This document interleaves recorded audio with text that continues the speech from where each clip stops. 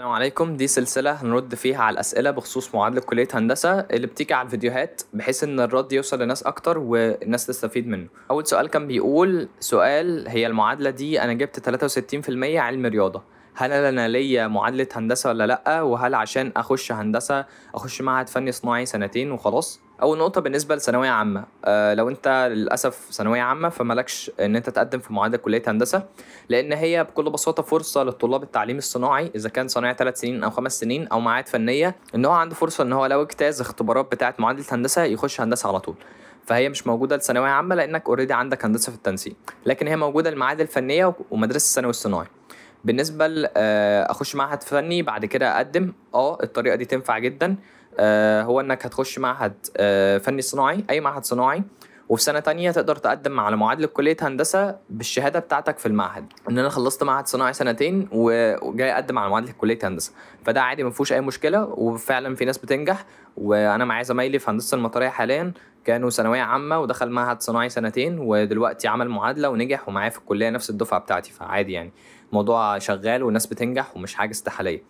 في طريقة تانية من معاهد فنية برضو، ولكن بشوف ان هي صعبة والنسب بتاعتها قليلة جدا، وهي انك تجيب مجموع عالي قوي في تانية معهد وتخش هندسة على طول. متاح ليك ان انت لو جبت مجموع عالي في تانية معهد ان انت تخش هندسة على طول، بس المجموع ده بيبقى عالي قوي، يعني اللي اسمعه ان هو بيبقى تقريبا 99.6 99.8 وارقام كده صعبة جدا، ان انت كطالب بتمتحن امتحانات طبيعي ان انت ممكن تنزل درجات ان هي تقلل لك ده. الناس بتفرق معاها 1% بتبقى صعبة شوية.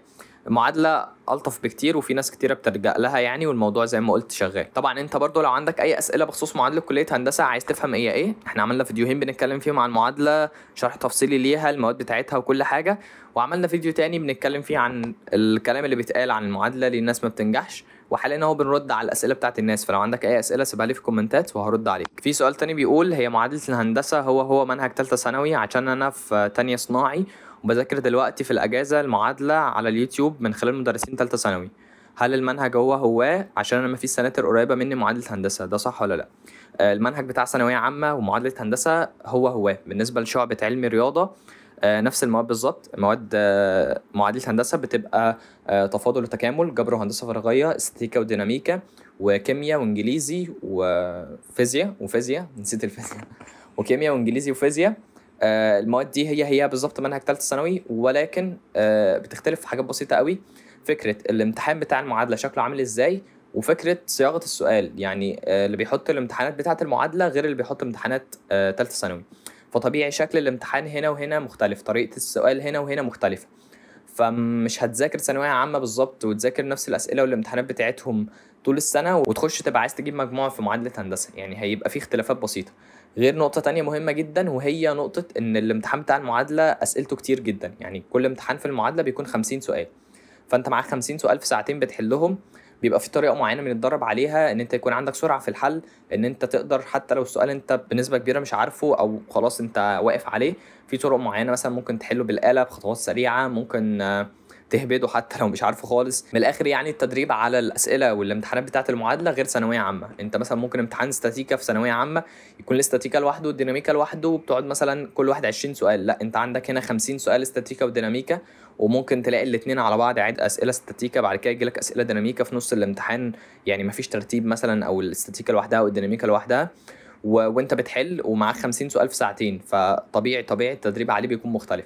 ولكن يستحسن في الاخر ان انت تكون مع حد متخصص معادله بس عشان يدربك على النماذج بتاعه الامتحانات ويوفرها لك، ويكون معاك خطوه بخطوه على تدريب امتحانات المعادله، لان بتفرق طبعا ما بين ده وده. المكان هو زي ما قلت سنتر فريندز، موجود في حلميه الزيتون جنب مترو الحلميه على طول. فحاليا سنتر فريندز بيقدم خدمتين، الخدمه الاساسيه اللي هي السنتر ذات نفسه اللي موجود في حلميه الزيتون زي ما قلنا، ده محاضرات موجوده في السنتر وبتنزل تحضر. هسيب لكم اللينك بتاع القناه بتاعتهم ورقم الحجز في اول كومنت. رد برضو على سؤال تاني، حد كان بيقول عايز سنتر معادله يكون في القاهره، وحد كان بيقول سنتر اونلاين. انا هرشح لكم سنتر، مش برشحه كده وخلاص، او ان هم حد مثلا قايل ان انا اقوله او في تعامل ما بيني وما بينهم مادي او كده. ده المكان اللي انا كنت بذاكر معاه، هو سنتر فريندز موجود في الحلميه. المكان ده انا قضيت معاهم اكتر من 14 شهر اثناء ما كنت بعمل انا المعادله من سنتين. انا دفعه 22 تقريبا، يعني 22 23، والحمد لله ربنا قدرني انا ومجموعه من زمايلي تانية ان احنا ننجح معاهم. مكان صراحة يعني من متابعة لشرح مناهج للمهندسين أو الدكاترة اللي موجودين افضل ما يكون. بنسمع عن معادله هندسه ان فيها ناس ممكن تروح هو بيتعامل معاك بزنس بس، هو عايز ياخد منك الفلوس اثناء ما انت بتذاكر المعادله، او طلاب مثلا اللي جايين في اخر فتره بياخد منهم فلوس ويعشمهم وهو ما بيذاكر لهمش بجد. الناس بتتقي ربنا جدا، كل التيم من هناك موجود من افضل الناس اللي موجوده في المعادله. مذاكره، امتحانات، متابعه، مهندسين مشرفين عليك بيشوفوا لو عندك اي اسئله بيحلوها لك، غير امتحانات الدوريه في كل المواد بالذات. يعني مفيش ماده مثلا مهندسين بيكونوا شادين عليك فيبقى عندك امتحانات كتير، لا، امتحانات دوريه في كل المواد. متابعه لازم مع الاهل لو في اي تقصير او اي حاجه. فهو مش بيتعامل معاك ان انت معادله وان انت طالب صنايع ويلا يا عم ادينا بنعمل معاك الواجب عشان تخش هندسه. هو عامل حسابه ان انت طالب تستحق 100% ان انت تكون في هندسه. دي نصيحه ليك انت اولا للناس اللي بتسال عن الموضوع ده، ان انت لما تروح وتشوف بعينك او لما ربنا يكرمك وتنجح هناك هتقول فعلا كتر خيرك وتفتكرني بدعوه حلوه ان انا فعلا رشحت لك مكان كويس. فانا برشح مكان اللي انا قضيت فيه المعادله وربنا كرمني ونجحت معاهم انا وكتير من زمايلي تاني. باذن الله مكان ممتاز جدا، وهيكون لكم فرص كويسه كبيره جدا جدا فيه. المكان هو زي ما قلت سنتر فريندز، موجود في حلميه الزيتون جنب مترو الحلميه على طول. فحاليا سنتر فريندز بيقدم خدمتين، الخدمه الاساسيه اللي هي السنتر ذات نفسه اللي موجود في حلميه الزيتون زي ما قلنا. ده محاضرات موجوده في السنتر وبتنزل تحضر. ولو انت حد مش هتقدر ان انت تحضر محاضرات، زي مثلا الحد اللي بيقول ان هو تقريبا في منطقه ما فيهاش جنبه سنتر معادله خالص، ممكن تكون في الارياف او في محافظات بعيده عن القاهره، فالموضوع هيكون صعب عليك. مؤخرا اضافوا خدمه الاونلاين، بقى في محاضرات اونلاين مع نفس الدكاتره المهندسين اللي بيشرحوا بنفس الطريقه بتاعه المتابعه والامتحانات الدوريه اللي بتتبعت، ولكن بتبقى اونلاين. فانا شايف ان هي خدمه كويسه جدا لاي حد مش موجود في القاهره خلال الفتره اللي انت تكون بتذاكر فيها ثانوي، يعني لحد ما تخلص ثالثه ثانوي صناعي بتاعك او المعهد. ولكن يستحسن 3 شهور الاخر اللي هم من شهر 6 لحد ما تبدا امتحانات في 9 او في 10 لازم تنزل السنتر ذات نفسه وتكون معاهم كده على ارض الواقع. حاول تلاقي سكن قريب او تجبر نفسك ان انت تسافر. هسيب لكم اللينك بتاع القناه بتاعتهم ورقم الحجز في اول الكومنت. سؤال من حد تاني بيقول انا بجهز في شهر ونص بس المعادله، يعني مش عايز اقول لك هو صعب ولا لا، بس يعني كل مجتهد نصيب. لو عملت اللي عليك وربنا كاتب لك ان انت تكون موجود في هندسه، شهر ونص دول هيكونوا مش عائق ليك خالص. ولكن مذاكره منهج ثالثه ثانوي بالتجهيز للمعادله في شهر ونص صعب شويه. اما لو انت كنت مذاكر منهج ثالث ثانوي اوريدي وبتجهز بس للمعادله، امتحانات معادله وطريقه الامتحان في المعادله وتدرب عليه في شهر ونص، فكويس جدا. يعني انا اعرف ناس كانوا مذاكرين المعادله في 3 شهور بس، المنهج كامل بالامتحانات بالحاجات دي كلها في 3 شهور، ويعني من الناس القريبين ليا جدا ونجحوا ودخلوا معايا هندسه المطريه وعادي. يعني الموضوع مش استحالي، ولو ربنا كاتب لك فمفيش حاجه هتعيقك خالص. اجتهد بس واعمل اللي عليك. في الاول في الاخر ربنا يوفقك. حاول قدر الامكان ان انت تعرف المعادله تكون بتقدم عليها من بدري قدر الامكان. يعني لو تقدر في تانية ثانوي تروح، لو تقدر في اولى ثانوي حتى تروح. دايما بنقول للناس لو عايز تزود فرصك حاول ان انت من بدايه تانية ثانوي ان انت تقدم في المعادله او تبدا تذاكرها، لان ده بيزود من فرصك كتير جدا. عكس الناس اللي بتبقى داخله ثالثه ثانوي بتبدا تقدم بيكون معاهم فتره اقل. طبعا كل ما تحتك بالمنهج اكتر وتسمعوا الشرح اكتر من مره ده كله بيزود من فرص نجاحك كتير جدا وبيثبت المعلومات عندك يعني عامه. وفي الاول في الاخر يعني شهر ونص او اكتر ربنا يوفقك. في سؤال جالي على فيديو المعادله، هو من شخص بنت تقريبا اسمها توليم محمد. باين من الشخص اللي بيسال السؤال ده ان هو حد فعلا بيقدر ظروف اهله والظروف اللي هو بيمر بيها، وان هو مش حد بس عايز يخش الكليه ويدفع لي فلوس وخلاص، هو شايل هم كل جنيه هيدفع فيه ومش عايز يكون عاتق او عبء على اهله في الفتره بتاعه الدراسه بتاعته، وفي نفس الوقت عايز يحقق حلمه ويخش الكليه اللي كان نفسه فيها. بتقول لي حضرتك انا جاي لي كليات كويسه بس انا مش عايزاهم، حتى لو الكليات الكويسه اللي جايه لي دي وعجباني بفلوس مش خاصه بس حكومه وبفلوس، واحنا على قد حالنا خالص، ولقيت حد بيتكلم عن معهد فني صناعي وانه بيدخل هندسه، فحضرتك تنصحني بايه؟ انا مرعوبه اضيع نفسي ومستقبلي واضيع 2 من عمري. طبعا مقدر جدا فكره ان انت مقدره مجهود اهلك وان هم ظروفهم مش افضل حاجه وان هم مش هيقدروا يدخلوك الكليه دي، حتى ولو ممكن يقدروا يدخلوك بس هيكون عبء عليهم خلال سنوات الدراسه بتاعتك. وكون ان انت خايفه ان انت تخشي معهد في نفس الوقت انت عارفه ان ده ممكن يكون طريق لهندسه وباين عليها ان هو ده حلمها فعلا انها تخش كليه هندسه. الفكره هنا ان انت لما تخش معهد فني صناعي هيكون عندك فرصه زي ما قلت قبل كده في فيديوهات ان انت اثناء سنه تانية في المعهد تقدم بشهاده سنه تانية ان انت عايز تعمل معادله متاحه لطلاب صناعي 3 سنين و5 سنين ومعاهد الفنيه. فانت بشهاده المعهد اللي هي بعد اجتياز سنه تانية تقدري تقدمي ان انا معهد فني وان انا عايزه اعمل معادله هندسه. تمام، مالهمش دعوه بثانويه عامه، خلاص ثانويه عامه عدت، انت دلوقتي بتقدمي بشهاده المعهد الفني بتاعك. الفرصه موجوده، في ناس كتيره جدا بتدخل، ناس زمايلي قريبين مني جدا معايا في الكليه يوم بيوم مع بعض، كانوا ثانويه عامه ودخل معهد فني ومعانا كل دلوقتي في كليه هندسه ودخل القسم اللي هو نفسه فيه وحقق حلمه. فالموضوع مش استحالي، ناس كتيره جدا بتعمله، وباذن الله ربنا يكتب لك الخير وتكوني من الناس دي.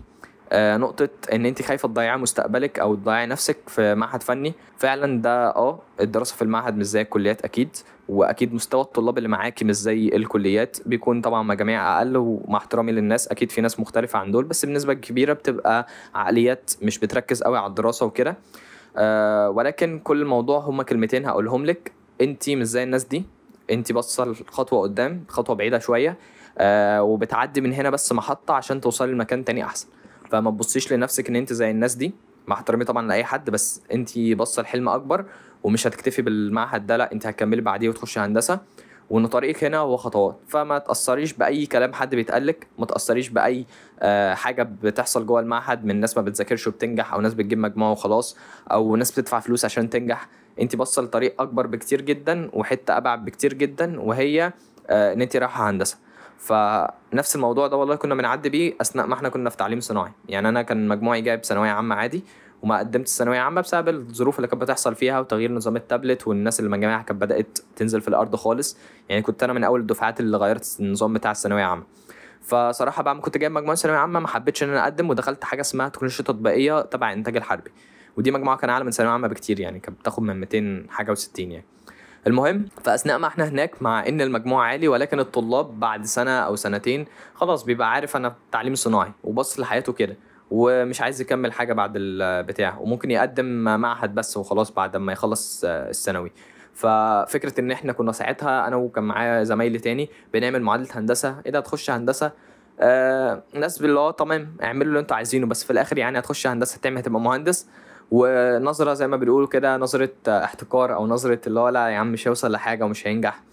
وخصوصا ان الفترة اللي احنا كنا بنتكلم عليها دي كان في طلاب قبلية في السنين اللي قبلية في الثانوي عملوا معادلة هندسة ومحدش نجح خالص. فحرفيا يعني كنت انا والزمايل اللي نجحوا معايا من المدرسة اول مثلا طلاب تنجح بعد فترة طويلة ما كانش حد بينجح. فالموضوع كان قبليها مدرسين بيستحقروا الموضوع، واللي لا عادي يعني مش هتنجح وما تتعبش نفسك على الفاضي والكلام ده.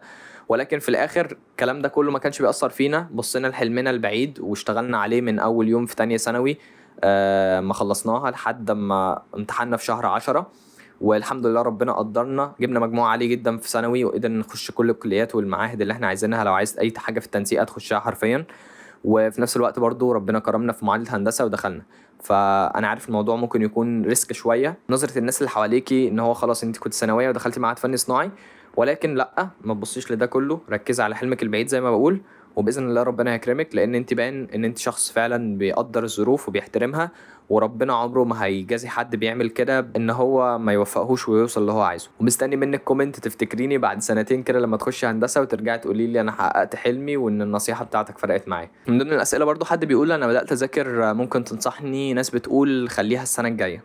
للاسف معادله هندسه بقت فرصه واحده بس في نفس السنه بتاعه التخرج بتاعتك من المعهد او من الثانوي، وما بقاش ينفع ان انت تاجلها.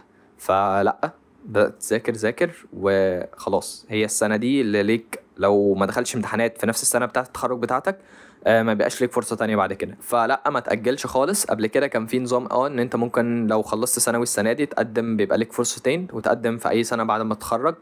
ولكن دلوقتي عدلوها لان بقى الموضوع اسهل بكتير جدا، يعني بقى اسهل من ثانويه عامه ان انا اخش ثانويه عامه وليا فرصه واحده وكده. فقال لك لا، عشان يبقى في فير في الموضوع، انت هتخش هندسه من صنايع وانت هتخش هندسه من ثانويه عامه، انتوا الاثنين ليكوا فرصه واحده في نفس سنه التخرج بتاعكم. لان كان الموضوع سهل جدا، انا ممكن اخر سنه كمان من تخرجي، يعني اتخرج واقعد سنه بعد كده ابدا اذاكر لها السنه كامله انا قاعد فاضي متفرغ تماما بذاكر بس المعادله الهندسه. بصراحه انا ما عملتش كده، انا خدت معادله في نفس السنه بتاعه التخرج بتاعتي.